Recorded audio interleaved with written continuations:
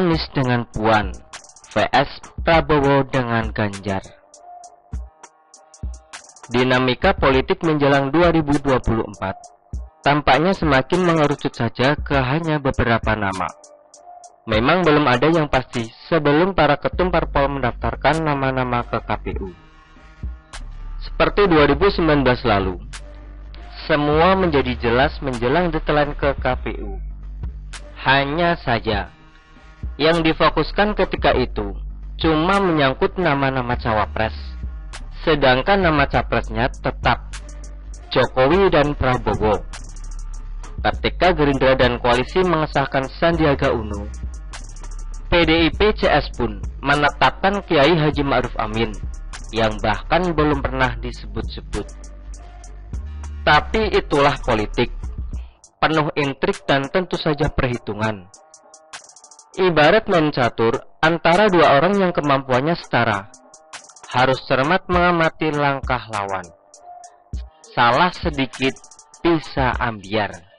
Seperti Rosuryo, yang selama ini merasa jago dan kebal hukum, namun ketika salah langkah, akhirnya kini benar-benar ambiar. Untuk 2024, belum ada nama-nama pasti yang akan menjadi capres atau wakil. Mungkin baru Gerindra yang sudah sampai pada tahap penampakan menyangkut capres.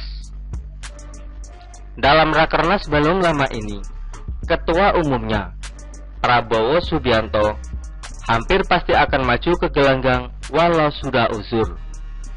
Prabowo sebagai pemilik, Gerindra memang punya banyak keuntungan dan kelebihan soal penetapan nama ini. Meski harus mencari minimal satu partai untuk memenuhi syarat ambang batas atau presidensial threshold, namun itu soal mudah.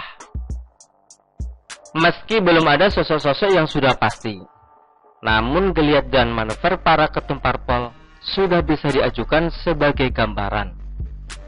Paling tidak, sosok-sosok yang nanti tampil tidaklah jauh-jauh dari orang-orang yang selama ini sudah santer di publik. Nasdem pasti sulit melepaskan Anies Baswedan. Dan berita tentang suanya Puan Maharani ke gondang dia, markas Nasdem seolah memberikan gambaran yang semakin jelas dan terang. Sambutan Paluh yang sangat hangat dan antusias, bukan tidak mungkin menelurkan pasangan Anies dengan Puan.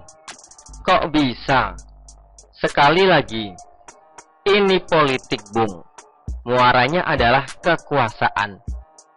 Soal nasionalisme dan kepentingan rakyat dan bangsa yang lebih besar ke depan. Itu hanya jargon semata, ibarat aroma kentut yang menyengat sebentar lalu menghilang. Kekuasaan, dinasti, peluang bisnis, atau kepentingan strategis lainnya, itulah yang menjadi incaran utama ternyata. Seperti dikatakan tadi, politik itu ibarat permainan catur. Para pemain harus cermat dan jeli, mengamati dan mempelajari setiap langkah lawan. Adapun para pemain yang dimaksud di sini adalah Paluh, Prabowo, Megawati. Merekalah pemain utama yang akan menjadi penentu. Ketika Puan mendekat ke Nasdem, di mana langkah Puan ini jelas sudah atas restu Megawati. Hal ini pasti membuat Prabowo dan Gerindranya mulai berpikir dan bergerak. Faktor Puan yang elektabilitasnya tidak bagus-bagus amat, mungkin tidak terlalu masalah. Namun, Anies yang selalu bertengger pada 3 besar di survei dan memiliki basis massa militan sendiri, pasti mendapatkan sorotan utama. PD-nya Megawati mengerahkan Puan. Tampaknya berdasarkan hasil survei, di mana PDIP sebagai partai masih menempati posisi teratas di dalam survei. Dan jika hanya berbekalkan hasil survei ini, Megawati jelas salah besar. Jargon bahwa rakyat memilih sosok capres, bukan partai politik, mestinya jadi pertimbangan utama Megawati dan parpolnya itu. Dan pada faktanya, keterpilihan Ganjar Pranowo justru semakin menguat. Adapun Puan hanya karena digerakkan oleh mesin partai. Puan memang sudah ada kemajuan, di mana lewat spanduk-spanduk terbarunya, dia sudah jelas dan tegas soal jati dirinya. Mandiri, tidak lagi bawa-bawa nama lain dalam spanduk-spanduk terbarunya. Dia sudah mengatakan tentang dirinya yang akan menjadi calon presiden pada tahun 2024. Dan menurutnya, keberadaan seorang perempuan Indonesia menjadi capres itu layak menjadi kebanggaan bangsa. Maka dengan melihat dinamika itu, di mana PDIP tampaknya memang sudah serius mengajukan Puan dan mengabaikan kader terbaik Ganjar Pranowo, maka hadirlah Anies dengan Puan. Sudah bukan cuma andai-andai lagi, dengan catatan Paloh tidak akan melepaskan Anies. Dengan hampir pastinya PDIP mengusung Puan sebagai cawapres bagi Anies, maka Prabowo harus menghitung siapa yang kira-kira yang bisa mengatasi Anies. Dan mengail suara PDIP, Ganjar Pranowo yang saat ini Gubernur Jawa Tengah adalah jawabannya. Beberapa kali penulis mengatakan hampir pasti, yang artinya memang belum ada kepastian, sebab kepastian itu baru terjadi jika nama-nama yang sudah ditetapkan partai dan koalisi siap didaftarkan ke KPU. Maka adanya perubahan atas analisis dan prediksi ini adalah keniscayaan.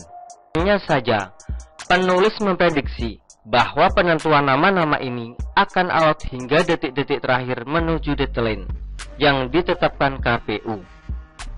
Akan terjadi saling intip dan tunggu. Bila akhirnya Nasdem duluan mengawinkan Anies dengan Puan, maka Gerindra akan merangkul Ganjar untuk cawapres Prabowo. PDIP akan hati-hati, sebab jika sampai ada kesan bahwa Ganjar dibuang, maka tamatlah riwayat banteng. Maka Ganjar tidak boleh buru-buru menerima lamaran orang lain sebelum PDIP benar-benar mengesahkan Puan untuk cawapres. Sebab jika Ganjar lebih dulu hengkang, PDIP akan tersenyum puas dan kuar-kuar bahwa Ganjarlah yang sedianya mereka usung, namun tidak sabaran. Dan situasi seperti ini akan sulit bagi Ganjar yang akan dituding partainya sebagai kader yang tidak setia, tidak sabaran, ambisius dan sebagainya itu. Padahal kata partai nanti, Ganjarlah sebenarnya yang akan diusung partai. Pokoknya akan ada narasi-narasi yang disesuaikan.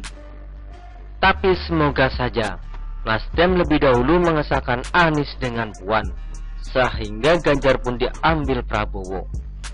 Sehingga tepatlah prediksi dan analisis ini.